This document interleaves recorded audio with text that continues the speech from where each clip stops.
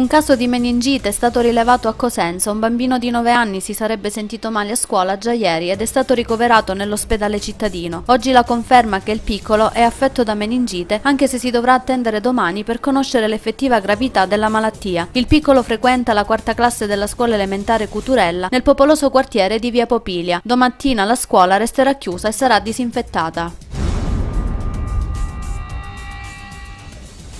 Quest'anno il 4 novembre, giornata delle Forze Armate, ricorre in concomitanza dei festeggiamenti dei 150 anni dell'Unità Nazionale e numerose sono le iniziative per commemorare degnamente l'evento. Cerimonie militari presso i monumenti ai caduti di tutte le guerre nelle 5 province calabresi. A Catanzaro in particolare incontro con il noto giornalista di origine egiziana, convertito al cattolicesimo ed attualmente esponente del movimento politico Io Amo l'Italia, Mag di Cristiano Allam.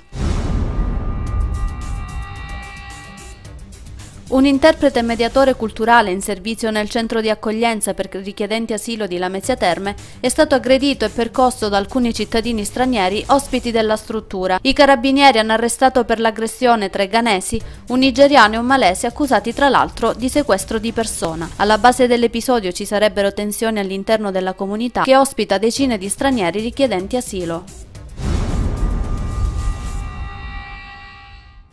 Un imprenditore di Crotone di 47 anni, titolare di una ditta di trasporto merci, è stato denunciato dalla Guardia di Finanza perché si sarebbe reso responsabile di un'evasione fiscale per un importo di 1.700.000 euro, oltre ad un mancato versamento dell'IVA per 330.000 euro. L'uomo vive in provincia di Modena ed era stato arrestato a giugno con l'accusa di spaccio di droga aggravato dalle modalità mafiose.